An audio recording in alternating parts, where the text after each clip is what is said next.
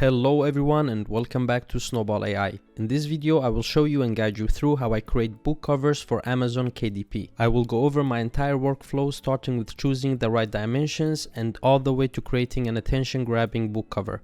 This method will increase your chances of getting more sales, and the book covers will look incredible even when minimized and seen among other books in Amazon. In this video you will learn about choosing book dimensions and downloading the template, looking over the most important aspects of a professional book cover, learn to adjust and optimize the layout to boost sales, color psychology and font style. I will also include 10 custom-made templates that can be adjusted according to your needs, and no matter if you're creating a book for children, book about cooking, yoga, writing a biography, or creating a comic, you will find a template that is customized for that. So if you are a self-publisher and create books for yourself or others, this is something you will be in need of if you want to be effective. Now let's start with the first step and choose the dimensions for our book cover. For this video I will create a book cover with the dimensions of 8.5 by 8.5 inches. Let's go to Google and search for KDP Cover Calculator. Click on this result here, which should be the first one, KDP Cover Calculator. You can also find the link in the description of this video. Amazon helps us calculate the exact dimensions for our cover depending on how many pages our book will have. This is why I didn't jump into Photoshop immediately and create a blank page with 8.5 by 8.5 inches. Instead, we will fill in the book information here, starting with binding type. Here you can choose hardcover or paperback. For interior type, I choose premium color because quality matters. White paper here, and page turn direction, I choose left to right for English books and languages where you read the sentences from left to right, and then the opposite for languages where you read from right to left. Example of that is Arabic and Persian books. And then you have measurement units. You can pick between inches and millimeters. Even though I live in Sweden, most of my viewers are from USA, so I will go with inches for this one. And lastly, we choose the dimension and then enter the amount of pages for our book. Remember that for KDP you can't have less than 24 pages. It gives us this warning here, so let's pretend that our book is 30 pages. Now let's click on calculate dimensions so that we get a visualization. This covers the height, width, and describes the different parts of our book cover. Click on download template and you'll get a zip file with both a PDF and PNG version.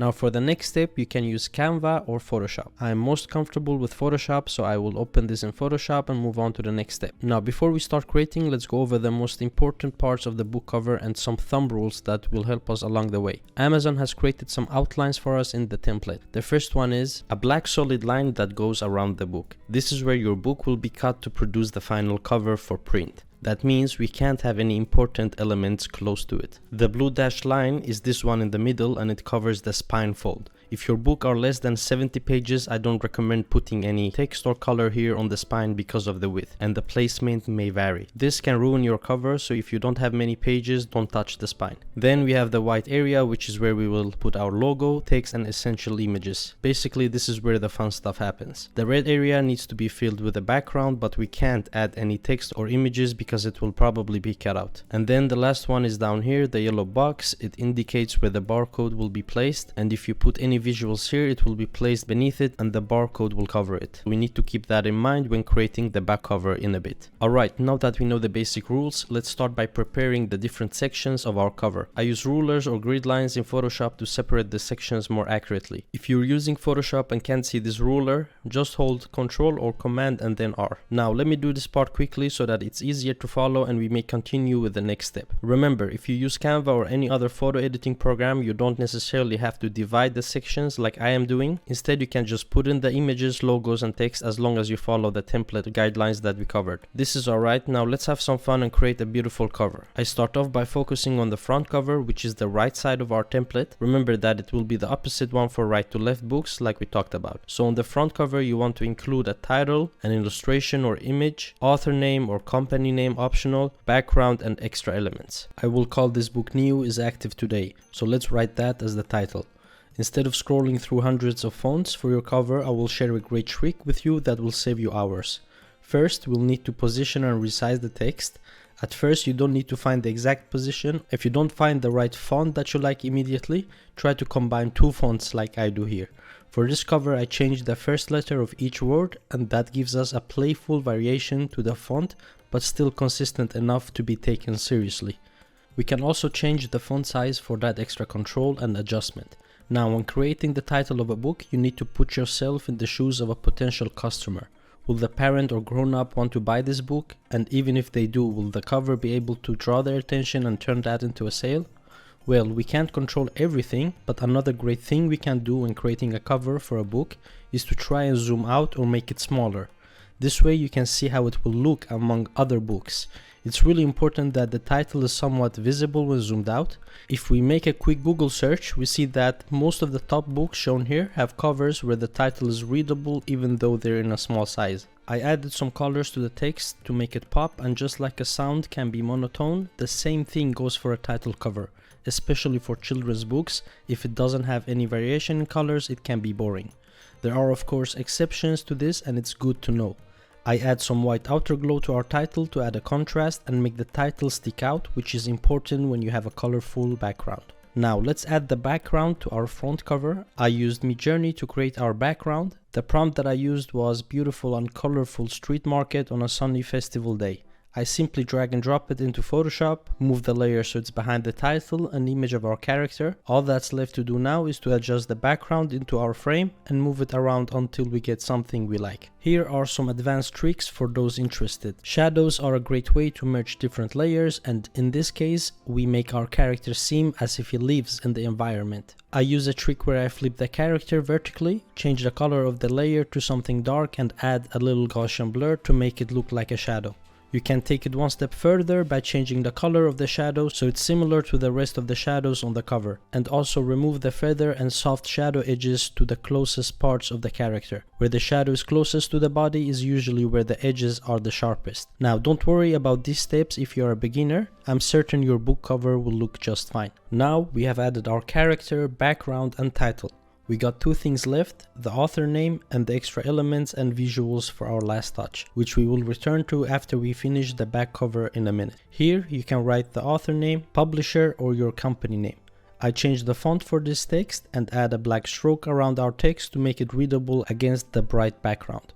Remember that nothing is set in stone and we can always change and reposition these layers however we want. This looks about right for now. Great, let's switch over to the back cover. Let me quickly create a sketch of what we need here. So at the top we'll have the summary, at the bottom we'll add a section called preview or sneak peek. Just as the name suggests, this is where we'll show examples of the illustrations inside of our book. This is another crucial part that I recommend you to include in your cover. This gives the customer a quick way to see what's inside of our book. Another great thing is that it makes your back cover interesting with illustrations. A great illustration book is when every page and part of that product is interesting to look at and gives you something new.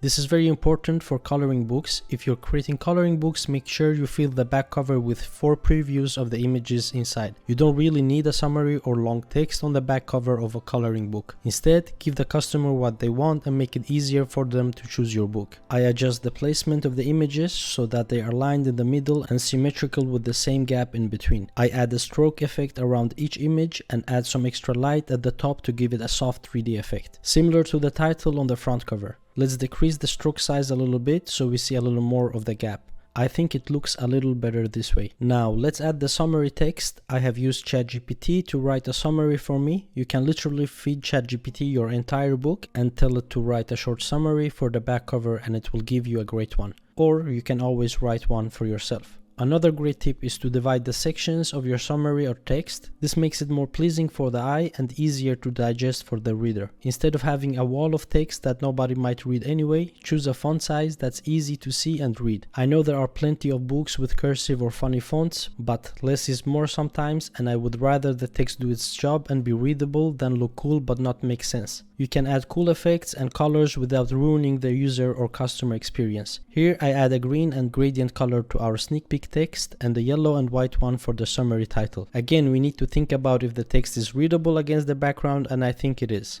You can add the name of the author and illustrator or publisher if you want.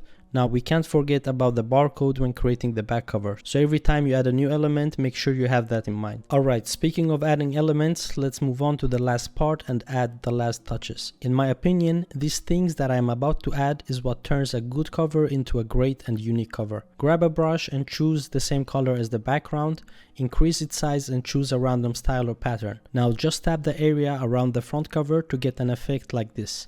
Perfect. Now let me grab my new Snowball AI logo for the website. I'll resize it and put it down here. Not much to do with it, just adding some outer glow and stroke so it looks similar to the text left to it. Next one on the list is an eye icon for the preview or sneak peek section. I resize it and put it in the middle at first, but realized that it might look better on the corner of the left image instead.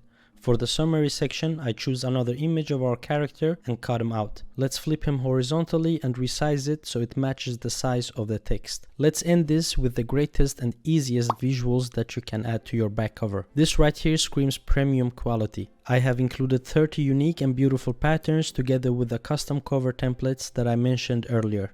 You can use these for your book covers just like this one here. Place it above your background layer and change the blending mode to lighten. You will probably never need any more patterns or ornamentals for your books after this one. You can access the custom templates and patterns from the link in the description down below. I highly recommend this if you're a self-publisher or create books or stories. Please don't forget to subscribe, like, and drop a comment down below. I hope you learned something new from this video and I appreciate your support. If you're interested in Photoshop or Midjourney, make sure you check out my courses or book a one-on-one teaching session. Thank you for watching and see you in the next one. Subscribe.